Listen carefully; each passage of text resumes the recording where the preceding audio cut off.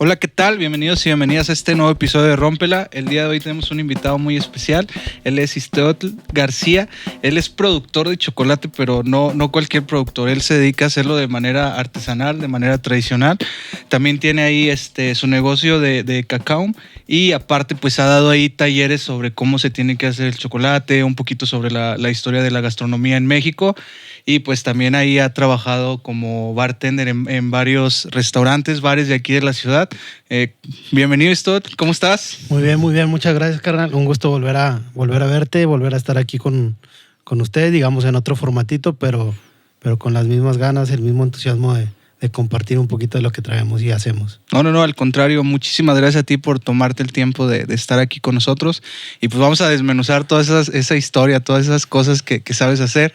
Y me gustaría empezar por un poquito de tu historia, un poquito de ti, qué es lo que has hecho para pues llegar en donde estás ahorita. Mira, pues yo le atribuyo mucho a mi historia familiar. Uh-huh. Y mi mamá la familia de mi mamá son de Zacatecas, se vinieron cuando ella era muy niña aquí, y la familia de mi papá es del estado de Morelos, específicamente cerca de Tepoztlán, Cuautla, que son pequeños pueblos.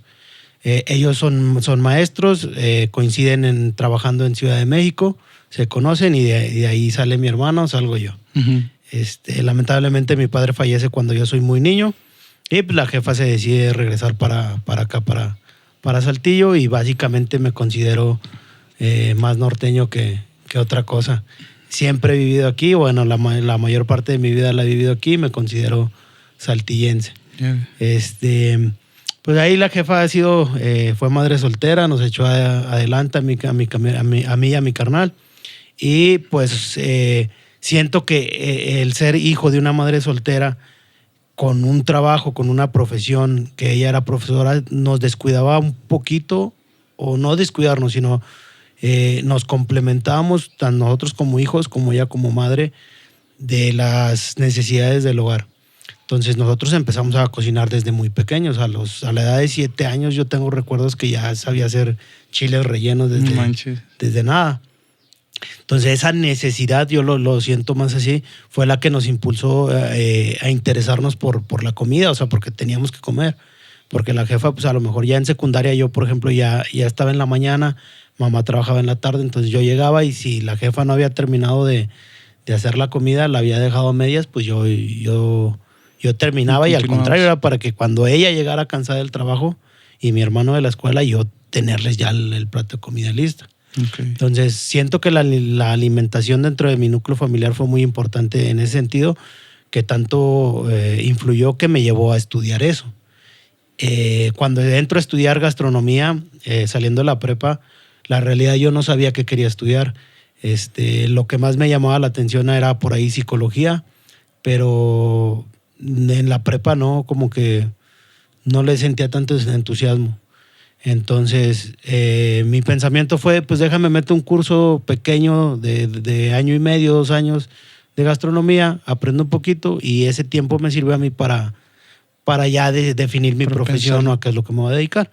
Y más que nada porque yo decía, mi mamá siendo la única hija estudiada de la familia del rancho, pues dije, no puedo decepcionarle y no estudiar. Entonces fue como que mi salvación, pero estando ya dentro de la carrera me empezó a llamar mucho la atención de todo lo que se hacía, cómo se hacía, por qué.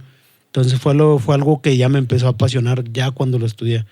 Entonces ahí ya después de la formación académica empezó la formación profesional y básicamente me he dedicado casi siempre a ese sector de la gastronomía en diversos puestos, ya lo mencionaste. Como ahorita estoy en la coctelería, lo del chocolate, pues básicamente dentro de lo mismo. Y también he sido cocinero y jefe de cocina de varios lugares. He trabajado en otras partes de la República, entonces ahí sí me he diversificado un poquito, pero dentro del mismo ámbito de la gastronomía.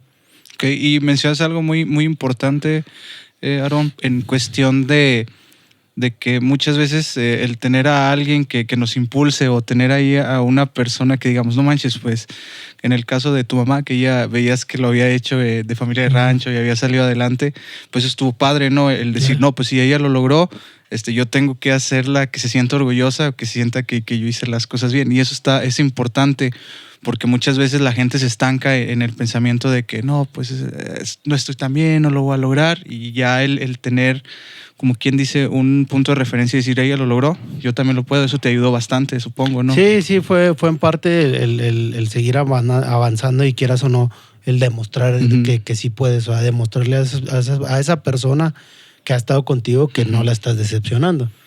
O al caso contrario, si hay gente que te chinga como para que te critica para que chingarte, pues ahora lo voy a hacer para demostrarte lo contrario. ¿Y tú tuviste ese tipo? ¿Hubo gente que te criticó, que te avientan esos comentarios que te duelen de que no la vas a poder? Pues sí, pero sí he encontrado la manera de hacerme un poquito repelente en ese sentido de ese tipo de comentarios, pero obviamente no falta algún comentario y más de las personas allegadas, donde sí duele. Una vez, de hecho lo publiqué ayer en mi muro, mi mamá una vez me dijo, es que tengo miedo de que tus emprendimientos pues, no puedas vivir en el sentido económico. Y yo sí le dije, pues es que o sea, no voy tras ese objetivo, o sea, el ganar bien, sino, o sea, obviamente sí quiero una estabilidad económica, pero he encontrado la manera de ser muy feliz con lo que hago. Y a mí me encanta viajar, entonces la gastronomía me ha dado esa fortuna de poder viajar, de cuando vas a otro lado, comer, aprender. O sea, para mí viajar es aprender, y más en mi ámbito que es la gastronomía. Otros sabores, otras técnicas, conoces a otra gente, chefs, bartenders de otro lado que están haciendo ruido y pues también dices, quiero ser igual que tú, voy a chingar. Sí, y aparte, pues, muchas veces hablan de la competencia, de que la competencia es mala o algo y que la persona con la que debes de competir es contigo mismo, pero al final de cuentas ocupas un punto de referencia, ¿no? Y ver que alguien lo está haciendo bien y no de la manera de que le voy a ganar y voy a ser mejor que él, sino de decir, wow, ese vato se la está rifando o esa chica se la está rifando, le aprendo de esa manera. Y la apertura es buena y en ese sentido yo creo que tú sí vas por buen camino, ¿no? Porque estás como quien dice, con la mente abierta de aprender de los demás. Sí, mira, la verdad la competencia sí la veo como algo positivo porque te impulsa a ti mismo a querer hacer otras cosas, a salir adelante, demostrar que tú también puedes. Y no es mala, y yo lo he experimentado. De hecho, una de las razones de las que yo me cambié de las cocinas a la barra fue porque las cocinas, los chefs están muy, muy entrados en muy celosos de su trabajo, muy de tirar mierda a los demás y de yo soy el chingón. Y en barra había una cierta diferencia donde había más apoyo. En cuestión que ocupas, te paso números de proveedores, de botellas, qué receta ocupas, esto y lo otro. Entonces fue algo que me llamó y a cambiarme a barra y me ha sentido a gusto. Los últimos 5 años de mi profesión los he dedicado casi a las barras, pero pues es la pasión de andar metido ahí también en el espectáculo, andar haciendo ruido. Sí. De hecho, ahorita mencionabas que estuviste trabajando, se podría decir que desde la parte de abajo o empezar desde abajo hasta tener ya a tu cargo pues una jefatura o hay gente a tu cargo. Ahí ¿cómo es o cómo fortaleciste tu mentalidad para poder ir escalando de puesto?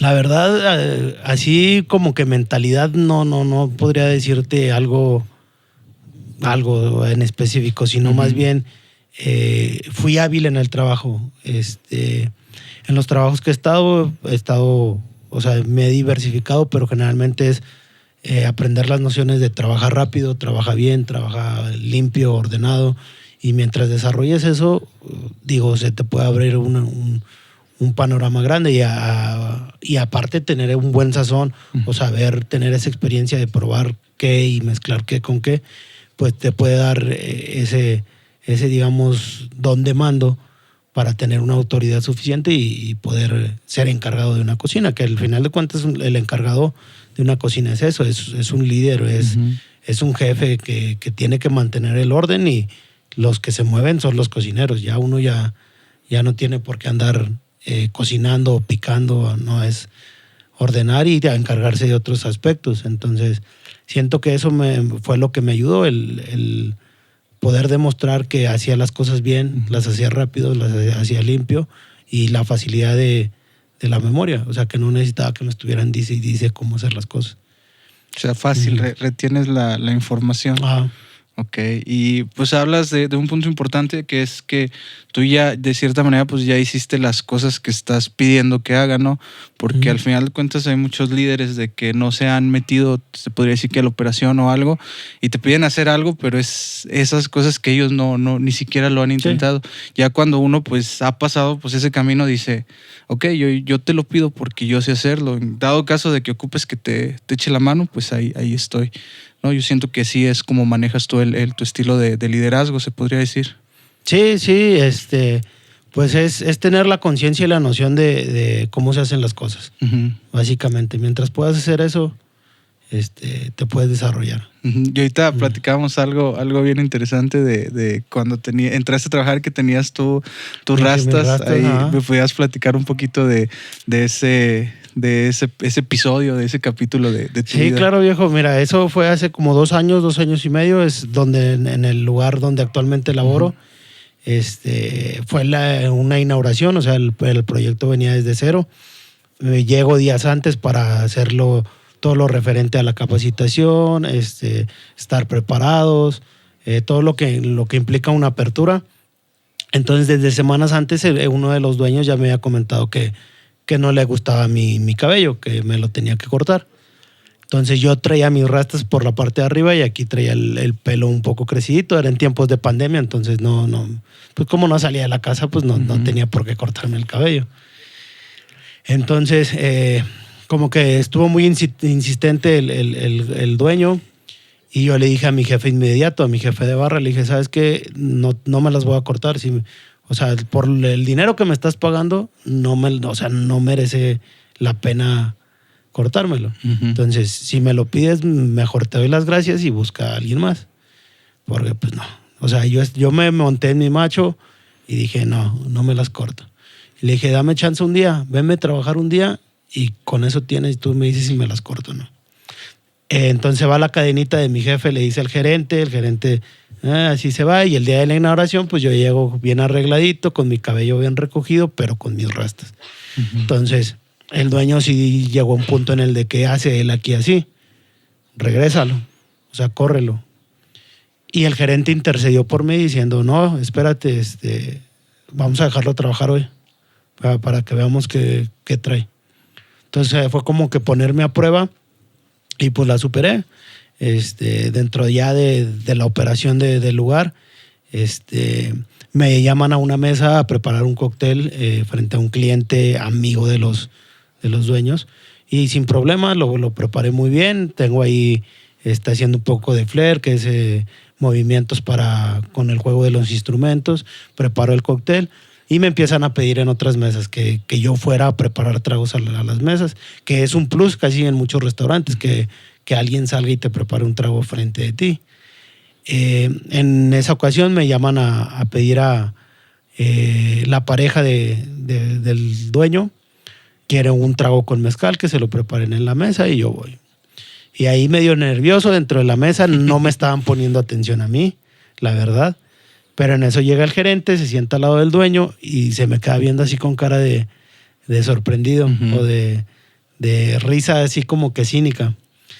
Y me dice, ¿te estás ganando tus rastas a pulso? Y le digo, no, yo ya sabía que esto iba a pasar. Y él me dice, ahí medio burlón, me dice, pues déjame decirte que yo ya sabía que tú sabías que esto iba a pasar. Entonces desde ahí ya no hubo ningún problema con mis rastas. Yo le hice a mi jefe de barra, le digo, mira, a mi mamá no le gustan las rastas y tengo 5 años con ellas y ni ella ha hecho que me las corte. Mis otras 2 parejas sentimentales no les gustaban mis rastas y tampoco me las corté por ellas. Di clases en UTC en una temporada, tampoco me las corté. Entonces dije, no va a ser el motivo que alguien más me diga que me las corte. Y pues así seguí trabajando. Todavía duré como 1 año y medio con mi cabello largo, con mis rastas, y ya, digamos, ya cambiamos un poquito el look ahora sí por gusto propio. Ajá, ya porque tú querías, no porque te lo impusieran. Y está chido eso, el el que uno no abandone, pues en este caso su look o en algunas ocasiones es sus creencias por querer quedar bien con los jefes o por querer quedar bien con la familia, pero pues al final de cuentas esto es el empaque, ¿no? Lo que vale pues es lo que está dentro de nosotros como persona y en este caso en ti como se puede decir, como trabajador, como bartender, o sea, eso está chido, que tus habilidades no se vean por tu apariencia. Sí, yo siempre he sido muy de la idea o me echo a la idea precisamente por mi mamá, vuelvo a repetir, que ella siendo profesora, tenía al hijo que a los 14, 15 años empezó a involucrar con pandillas, que andaba con los pantalones anchos, camisas guangas y que andaba ahí de pandillerío. Y la jefa nunca se avergonzó de mí, nunca, o sea, ella siendo maestra y invitándome a sus convivios o a su escuela, nunca dijo, ay, mi hijo no es cholo, no, al contrario, porque ella sabía la calidad de hijo que tenía y decía, la apariencia para mí no es nada. O sea, a mí me gusta, no sé, mucho la historia, mucho leer, todos los proyectos que he hecho, todo eso lo he hecho a base de, digamos, de mi mamá o motivación de ella o inspiración de ella. Pero siempre sí fue, si soy el hijo de la maestra y todos me juzgan, o sea, ya hay un prejuzgamiento, digamos, de, pues es el hijo de la maestra, debe estar bien educadito, bien vestido. No, yo llegaba ahí el vato con el cabello chino así afro y todo guango. Y siento que esa fue mi motivación, como que el demostrar que la apariencia no importa. Si tú me juzgas por la apariencia, conóceme y te voy a demostrar lo que realmente soy. Y hasta ahorita siento que lo he llevado así. Mucha gente me piensa que ando de borracho y de desmadroso y en el pedo, que en parte sí, pero sí, una platicadita y nos ponemos a hablar de historia, de filosofía, cosas interesantes salen y me gusta eso, me gusta. Digo, al final de cuentas es lo que soy. Sí, ¿y cómo fue cambió un poquito de tema, cómo fue el empezarte a involucrar por la historia? ¿Qué fue lo que te motivó? ¿Cómo se empezó a despertar ese interés? Siento que el mismo hecho de andarme juntando con pandillas en aquel tiempo, digamos hablando de 2003, 2006, tiempos de la secundaria, estaba muy, muy influenciado las pandillas de cholos. Entonces, había como que un cierto respeto a los cholos o a las personas que sabían como el trasfondo de por qué el origen de la cultura chicana o de los cholos. Entonces, poniéndome yo a investigar eso, descubrías cosas que tienen que ver que están muy influenciadas por las culturas mesoamericanas o la cultura azteca principalmente. Entonces, eran como reminiscentes de toda esa cultura y fue lo que, digamos, empezó un poquito a motivarme más de saber por qué el origen por qué los cholos usan esto, por qué se tatúan esto. Te pones a investigar un poquito y, con razón. Y fue como que lo que me empezó a motivar y ya después, estudiando gastronomía, creo fue ahí una historia en un libro de historia de la secundaria donde hablaba del origen del primer taco que se comió en México, o del taco de carnitas más bien específicamente, que fue con la llegada de los españoles en la caída de Tenochtitlán, con las tortillas de los indígenas y carne de cerdo que traían los españoles. Fue como que el primer platillo mestizo que se creó, o los primeros tacos de algún guiso que no fuera. Okay. Entonces, como que me sorprendió mucho saber esa anécdota, esa historia, y dije, la comida tiene historia. Ajá. Entonces ya fue cuando empecé a la par la gastronomía con la historia, pero ya de manera como un hobby, digamos. Ya después lo hice de manera académica cuando me fui a vivir a Ciudad de México. Y sí, te das cuenta de muchas cosas. Y para mí, enterarme de ese tipo de cosas es como sorprenderme por eso como lo que como. Ajá. Sí, por eso tiene este sabor, por eso lleva esto. Y cuando tomas la decisión de irte a la Ciudad de México, ¿es por motivos escolares o ya empezabas a trabajar? No, fue por motivos académicos. De cuando yo estaba aquí, en mi graduación, mi intención era hacer platillos muy rebuscados, muy, muy elaborados, con técnicas nuevas, pero con ingredientes netamente, no quería decir mexicanos, sino algo más todavía. Mi definición fue prehispánicos. O sea, hacer platillos que tuvieran esta diferencia de que son ingredientes mexicanos de origen. Porque muchos en aquel tiempo hacían gastronomía mexicana y está bien, muy válido, pero de repente decías, pues sí, es comida mexicana, pero ya estamos muy globalizados. Entonces, no sé, o sea, por ejemplo, el jitomate, puedes decir, no podría haber cocina italiana sin el jitomate, y el jitomate es de México. Entonces, darle el sentido a los alimentos que México exportó al mundo antes de la conquista era como mi intención, hacer platillos con ese tipo de ingredientes todavía más autóctonos, podríamos decir. Esa fue como que mi intención. Entonces, en la búsqueda de alguna escuela o algún curso que hablara de esto, en el específico encontré por internet esta página de la Escuela de Gastronomía Mexicana en Ciudad de México, y yo empecé a investigar y no conocía al cocinero, al chef, pero cuando lo mencioné en mi familia, mi abuela ya tenía la referencia porque mi abuela lo veía en televisión, en el canal 11. Y un señor delgado, alto, porte de charro, pero cocinaba en barro, cocinaba con madera, sus molcajetes, sus ollas de cobre. Y empecé a investigar en ese sentido me iba con mi abuela, a la hora que salía su programa, yo iba a visitar a mi abuela con tal de ver el programa. Entonces me empezó a llamar la atención y dije, sí, es lo que quiero. Okay. Y investigué, pagué el curso, la jefa me ayudó a pagarlo y me fui en el 2014. En 2014 estuve 2 meses estudiando en su escuela y muy chido porque tanto él como Edmundo Escamilla tenían una onda muy chida de involucrar tanto a la historia, la cultura, el arte y la gastronomía. Okay. Y el señor Edmundo Escamilla, no, era una enciclopedia andando, o sea, fechas, nombres de memoria de todas las épocas. Era muy chido estudiar, era un placer estudiar con ellos, porque sí te enamoraban de lo que hablaban, de lo que hacían. Sí, o sea, ya ibas con mucho gusto, ¿no? Me imagino a la escuela. ¿Por qué? Porque sacabas mucho conocimiento y aparte de que es algo que a ti te gusta, ¿no? Que te llena, se podría decir. Sí, ¿Y qué fue con una barrera que te hayas topado al estar en Ciudad de México y que hayas dicho, aquí fue donde se me dificultó, y qué es lo que hiciste para poder salir a flote? Fíjate que en esa ocasión no tuve ninguna complicación. Digo, yo ya había visitado Ciudad de México por lo mismo de que mi familia vive en Morelos. Viajábamos constantemente allá, entonces yo me sabía mover en la ciudad. Sabiendo agarrar el metro, ya me sabía mover por toda la ciudad.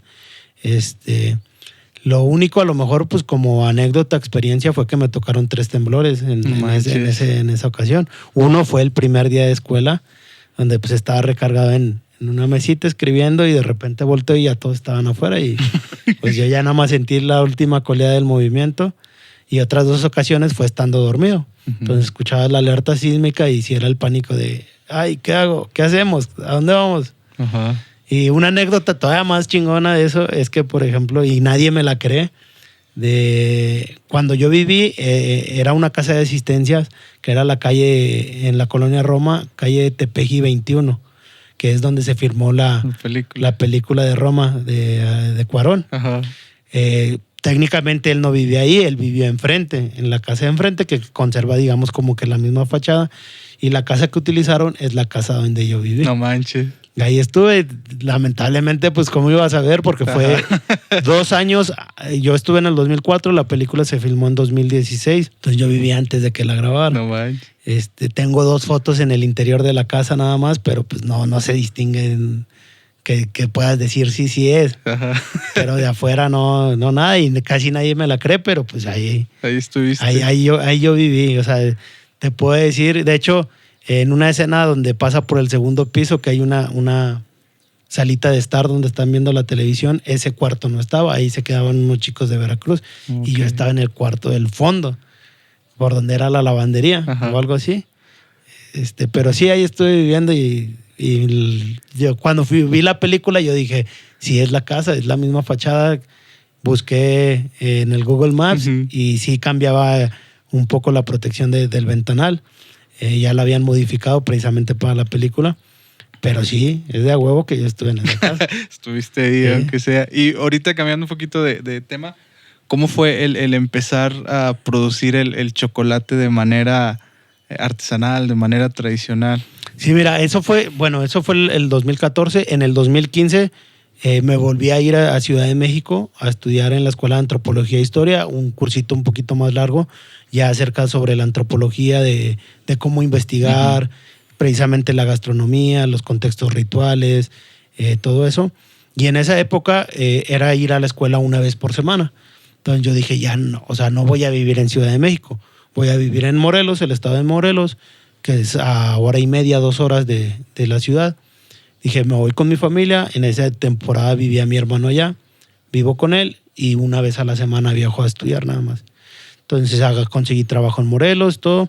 Y allá vivía la persona que se llama doña Enriqueta, que era suegra de una de mis tías. Entonces no hay un lazo sanguíneo directo, pero sí hubo una relación muy estrecha, más con mi hermano de pequeño que vivió allá, donde se les trataba como abuelos, y al esposo de mi tía obviamente era nuestro tío, y todos los hermanos de él eran nuestros tíos, aunque no hubiera ese lazo. Entonces ella tenía en su casa pues como un estanquillo, o sea, un pequeño, vendía poquitos dulces, algunos chetos, paletas de nieve que las hacía de arroz con leche y de chocolate. Entonces ella lo que hacía para vender era mole y chocolate artesanal, tablillas de chocolate. No lo hacía como el gran negocio, sino como su terapia de mantenerse ocupada, de seguirse sintiendo activa, de ganar su dinerito. Y ella era la que hacía el chocolate. Entonces yo en esta temporada que vivo allá, siempre íbamos a cenar con ella ahí con ella en las noches. Y cuando salía, oye, voy a hacer chocolate para vender, o voy a hacer mole, ¿me ayudan a llevar el chile al molino, al otro pueblo? No, que sí. Y ahí fuimos involucrándonos, ayudándole en eso. Y en el chocolate fue eso, o sea, ver que ella lo hacía, compraba el cacao y ella lo preparaba desde cero. Entonces, en una ocasión, en la escuela, algunos compañeros llevaron que panes, que tamales, productos para vender dentro de nuestro mismo salón. Y yo dije, pues déjala, aplico igual. Hago chocolate y vengo y les vendo. Y así empezó todo. Le dije a mi abuela, no, yo compro todo, enséñeme a hacerlo. No, pues que sí. Ahora sí hice mi producto y vamos a vender, y nos fue bien. Pero más que nada fue también por la intención que yo también estaba estudiando, que me decían, a las personas que tú estudias como antropólogo, son tus interlocutores y tú les vas a aprender de ellos. No va a ser una entrevista en sí, pero todo lo que vayas a aprender de ellos lo vas a hacer con participación observativa, cosas así, un método para poder sacarle información a esas personas. Entonces, inconscientemente yo eso lo aplicaba con mi abuela. Entonces me decían, una persona va a estar sumamente agradecida porque tú te estás interesando por lo que ella hace. Sí. Entonces yo mi intención de hacer sentir bien a mi abuela era, a ver, güey, yo le ayudo. Enséñeme, yo le traigo. O sea, él será comedido, pero en realidad yo estaba aprendiendo de lo que ella hacía.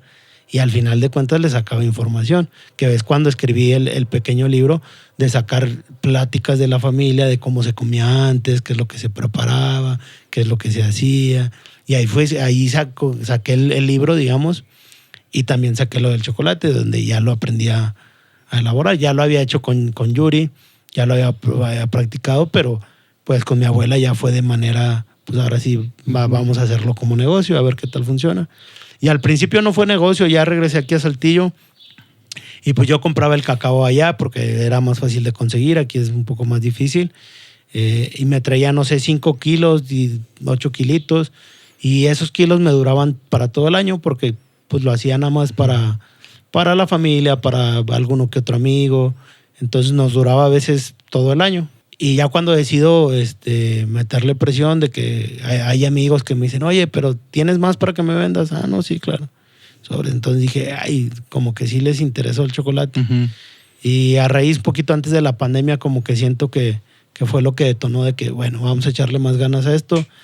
Le gano bien. Ujú. Sí es esfuerzo, pero pues es algo, o sea, es como mi manera de seguir vigente en lo tradicional, Sí. vamos.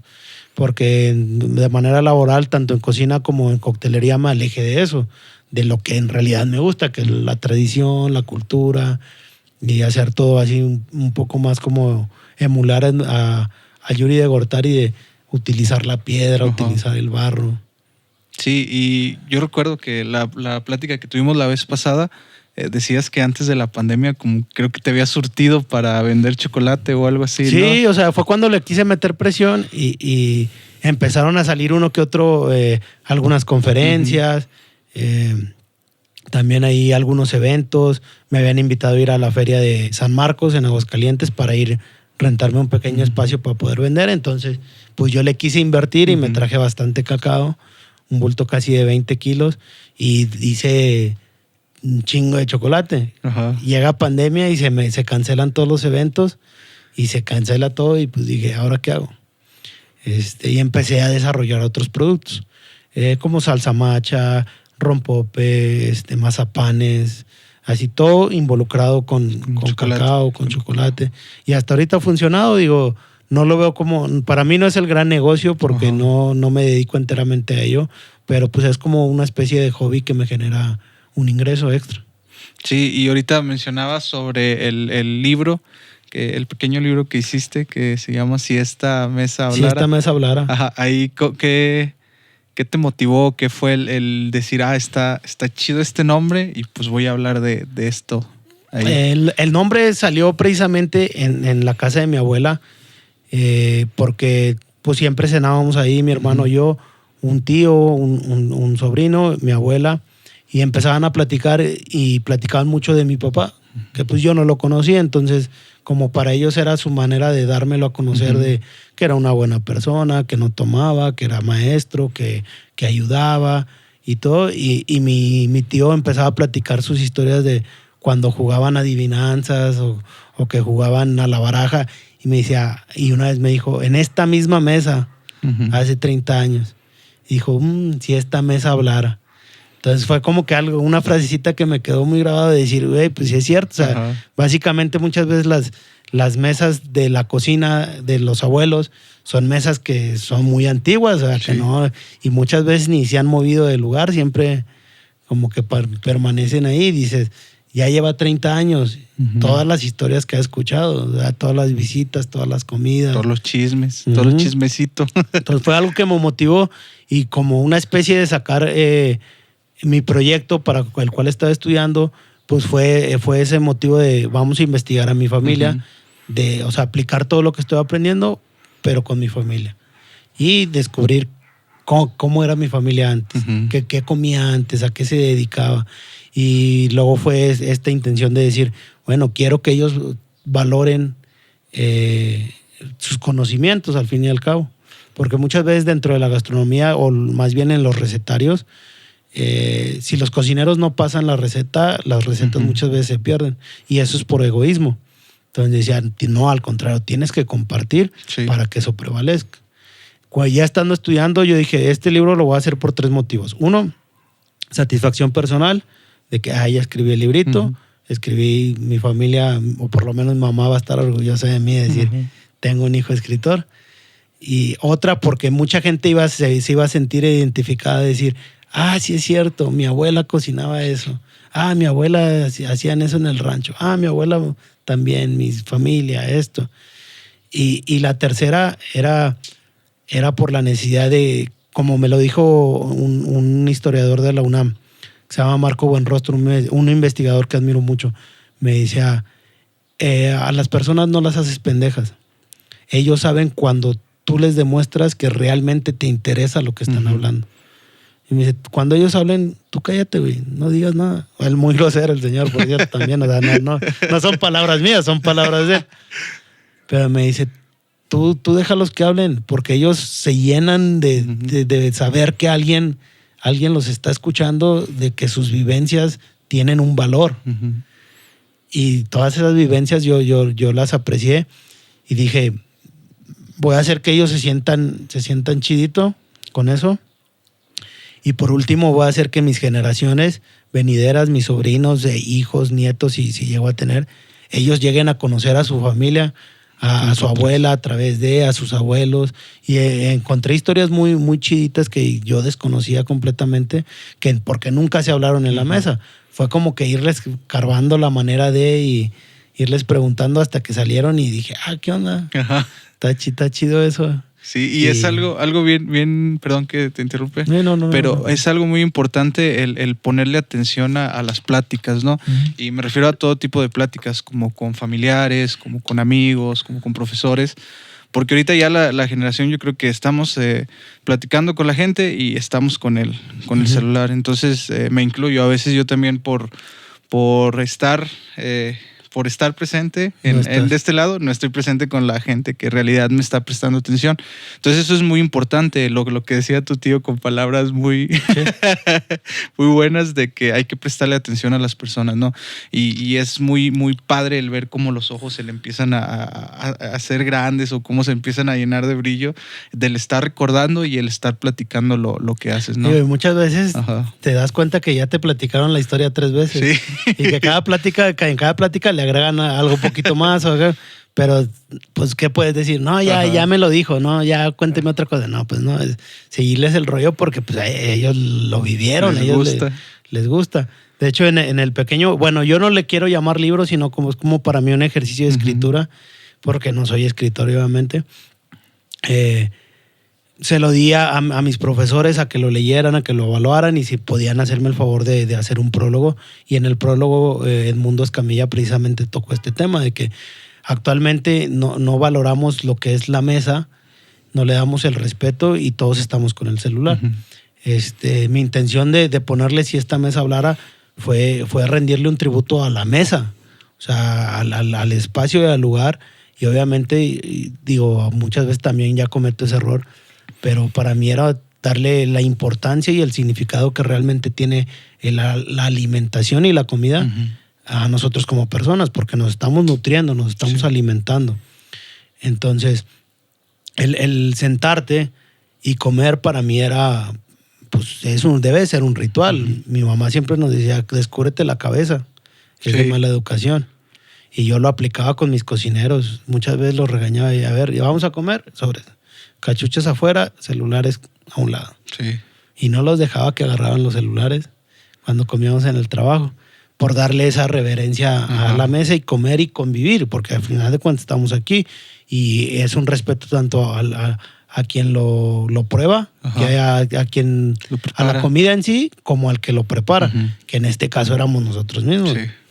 En muchos trabajos también yo había la hora del desayuno y antes de que abriéramos el restaurante les decía, vente, vamos al comedor, vamos a sentarnos todos, digo, somos seres humanos y necesitamos comer sentados. Sí. Nada de que agachado abajo de la estufa, escondidas para que no te vean o ahí parado. Le dije, no, hay que darle la reverencia a la mesa y es algo que he querido procurar seguir haciendo dentro de mi círculo, de darle esa importancia y más que nada porque muchas de la información que yo conseguí fue en las mesas. Uh-huh.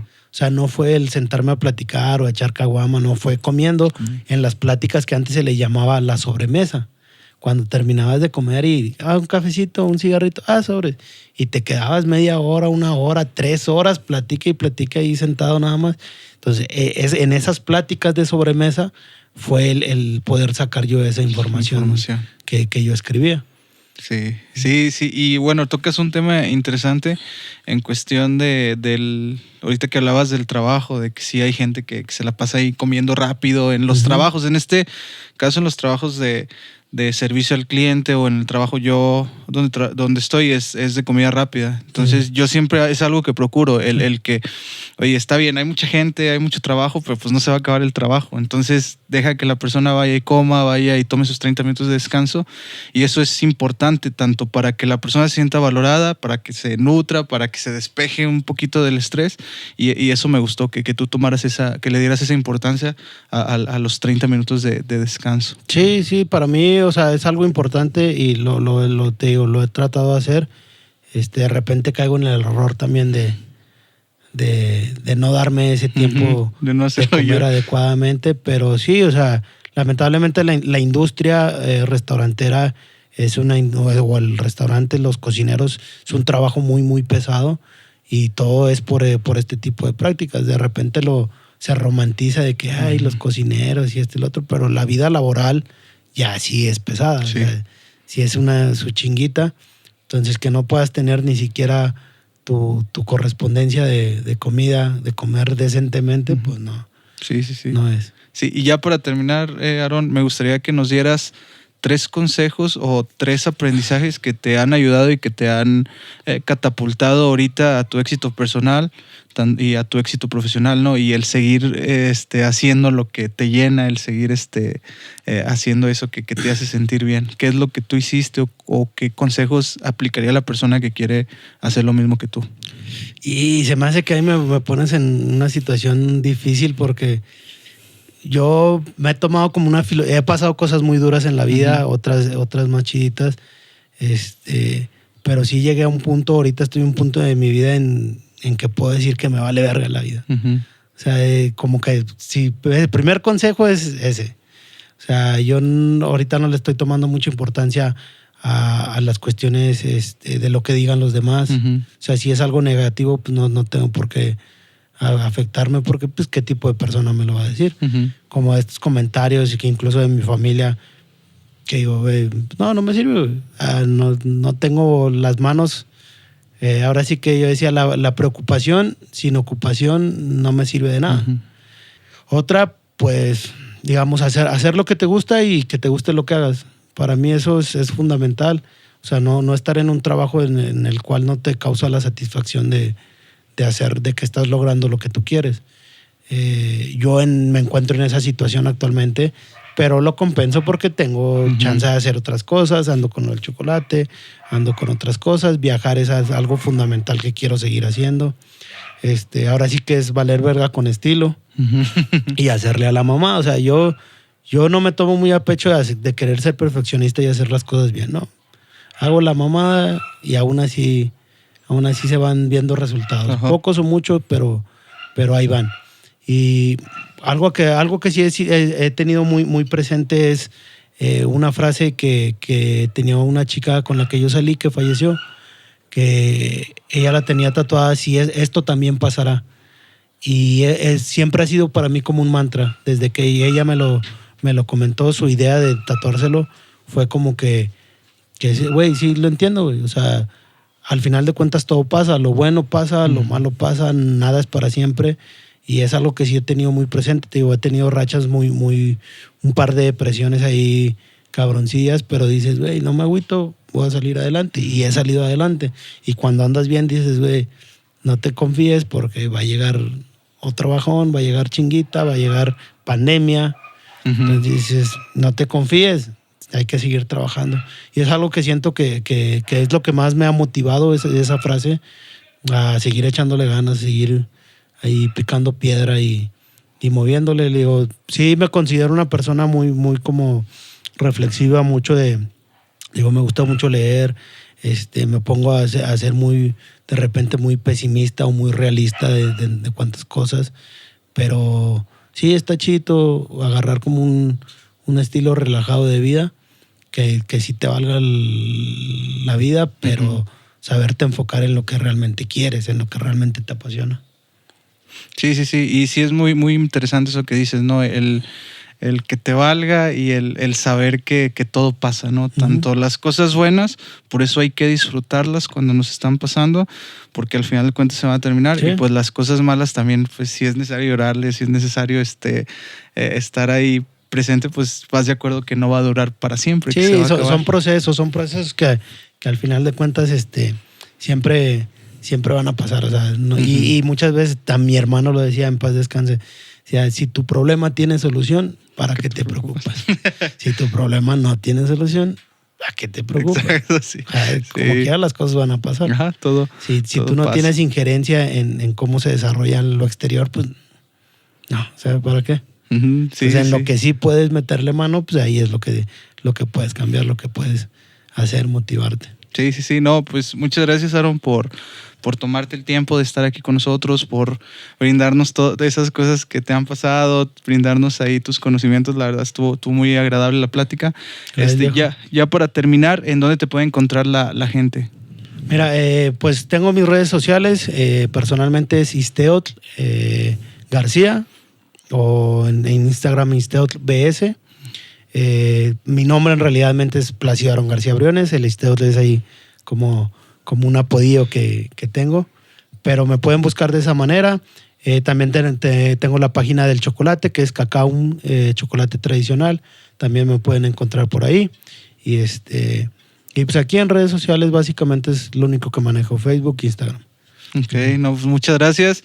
Y también muchas gracias a todas aquellas personas que se quedaron desde el principio hasta el final del video.